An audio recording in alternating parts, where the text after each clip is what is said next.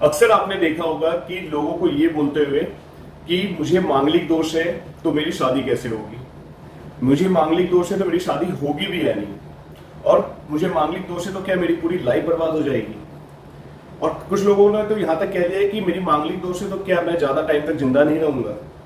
ऐसे तरह तरह की बहुत सारी चीजें आपने सुनी होंगी और ऐसा एक्चुअली होता भी है हमारी सोसाइटी में, स्पेशली इंडिया में, जहां पे मांगलिक दोष को लेकर बहुत ज्यादा डर पैदा होता है। तो आज मैं इसी वीडियो के जरिए आपको ये बताने वाला हूं कि मांगलिक दोष को लेके जो डर बैठा हुआ है कई लोगों के मन में, तो इस वीडियो को बनाने का मकसद यही है कि इस डर को दूर किया जाए, एग्जैक्टली बता दिया जाए कि मांगलिक दोष है क्या, क्यों होता है, एंड उसके प्रभाव वाकई में खराब होते हैं, वाकई में ये दोष होता है या फिर लोगों के मन में एक गलतफहमी है। नमस्कार दोस्तों, मेरा नाम है सौरभ एंड स्वागत है आपका इस वीडियो पे। तो आज कंप्लीटली बात करेंगे मांगलिक दोष के बारे में। जी हाँ, क्या होता है मांगलिक दोष, क्यों हम डरते हैं इससे। मांगलिक दोष तब होता है जब मंगल यानी कि मार्स आपके जन्म कुंडली में पहले, चौथे, सातवें, आठवें या फिर 12वें घर में स्थित हो। यानी कि अगर मार्स की placement first, fourth, seventh, eighth and 12th house में हो तो ऐसे लोग मांगलिक कहलाते हैं। क्योंकि कहा जाता है कि इन घरों में मंगल उतने अच्छे प्रभाव नहीं दे पाते, लेकिन कुछ मामलों में बहुत अच्छे भी होते हैं। अब कई लोग कहते हैं कि मैं मांगलिक हूं या फिर वो मांगलिक है तो उससे शादी नहीं करनी चाहिए या फिर ऐसा कुछ। देखिए, मांगलिक दोष का जो प्रभाव होता है ना, वो सबसे ज्यादा पड़ता है तो एक ही चीज पे, दैट इज मैरिटल लाइफ। ठीक है, इसीलिए कहा जाता है कि अगर आप मांगलिक हो तो आप कोशिश करो कि उसी से शादी करने की जो मांगलिक हो। अगर कोई लड़का मांगलिक हो तो मांगलिक लड़की से आप शादी करनी चाहिए, और अगर लड़की मांगलिक हो तो मांगलिक लड़के से शादी करनी चाहिए। ठीक है, उससे क्या होता है कि जो मांगलिक दोष होता है ना उन दोनों का, वो नलीफाई हो जाता है, यानी कि कैंसिल हो जाता है।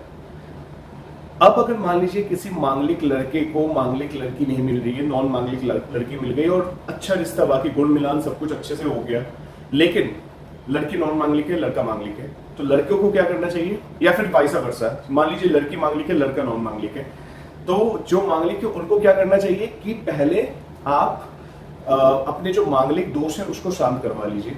ठीक है, किसी मंदिर में जाके, किसी हनुमान मंदिर में जाके किसी मंगलवार को आपको मांगलिक दोष का निवारण करवा के ही आपको शादी करनी चाहिए। उससे क्या होता है कि अगर आप नॉन मांगलिक से भी शादी कर रहे हो मांगलिक होने के बावजूद, तो मांगलिक दोष आपका खत्म तो नहीं हो जाता, लेकिन उसके जो नेगेटिव इफेक्ट्स होते हैं ना, वो कम हो जाते हैं। मांगलिक दोष कभी खत्म नहीं होता, वो आपका जिंदगी भर रहेगा, क्योंकि मंगल को तो आप उस पोजीशन से नहीं हटा सकते ना। अब मान लो किसी की कुंडली में मंगल 4th हाउस में, चौथे घर में, तो ऐसा इंसान तो मांगलिक बन ही जाता है।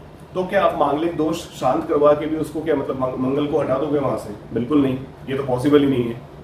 तो इसका मतलब ये क्यों किया जाता है कि मांगलिक दोष तो हमेशा रहेगा, लेकिन उसके जो नेगेटिव इफेक्ट्स होते हैं, नेगेटिव प्रभाव जो होता है उनका शादी के बाद, वो नहीं पड़ेगा मैरिटल लाइफ में। तो मांगलिक दोष और कुछ नहीं है बस। हालांकि मांगलिक दोष जो मांगलिक लोग जो होते हैं ना, उनको गुस्सा थोड़ा ज्यादा आता है, क्योंकि मंगल का इफेक्ट होता है उनके ऊपर, प्रभाव बहुत ज्यादा होता है। तो ऐसे लोग देखोगे आप, मांगलिक दोष वाले बहुत ज्यादा एनर्जेटिक भी होते हैं, एम्बिशियस होते हैं। ठीक है, अगर मंगल की पोजीशन अच्छी है, अगर मंगल उच्च का है, मंगल अच्छे प्लैनेट या फिर अपने मित्र के घर में बैठा हुआ है, जैसे गुरु के घर में, चंद्र के घर में, सूर्य के घर में, तो काफी अच्छा प्रभाव देता है। या फिर मकर राशि में है उच्च का, डिपेंड करता है। अगर 6, 8, 12 में नहीं है, बाकी घरों में है, ठीक है, केंद्र या त्रिकोण के घरों में, तो बहुत ज्यादा मंगल अच्छे इफेक्ट्स भी देता है। एक मंगल ही एक ऐसा प्लैनेट बन जाता है जो उसकी लाइफ में कहते हैं ना अलग ही मतलब लेवल पे पहुंचा देता है उसे। तो मंगल बहुत इंपॉर्टेंट प्लैनेट होता है, क्योंकि हमारे अंदर जो एनर्जी है, ठीक है, जब तक आपके अंदर एनर्जी नहीं होगी तब तक आप काम ही नहीं कर सकते। अगर मंगल को हटा दिया जाए इस यूनिवर्स से ना, तो लोग उठ तक नहीं पाएंगे, आप मतलब बिस्तर से उठ के मतलब दरवाजे तक भी जा नहीं पाओगे, ऐसा है। तो मार्स बहुत इंपॉर्टेंट प्लैनेट होता है, और मांगलिक दोष कुछ नहीं होता, बस ये एक नॉर्मल चीज है जिसका निवारण करवाने से सारी समस्याएं खत्म हो जाती है। और इसका जो असर होता है वो 28 साल की एज तक मैक्सिमम रहता है, उसके बाद ये कम होने लगता है। तो ये भी एक इन्फॉर्मेशन है जो मैं आप लोगों को बताना चाहूंगा। ठीक है, दूसरी चीज क्या है कि अगर जैसे कई लोग डरते हैं मंगल दोष को लेकर, तो मैं आपको ये बता दूं कि देश में, पूरी दुनिया में बल्कि 40 से 45% लोग मांगलिक होते हैं। क्यों? क्योंकि हमारी कुंडली में 12 घर है, और 12 में से 5 घरों में अगर मंगल आ जाए, 1, 4, 7, 8, 12, जैसे कि मैंने आपको बताया, तो लोग मांगलिक होते हैं।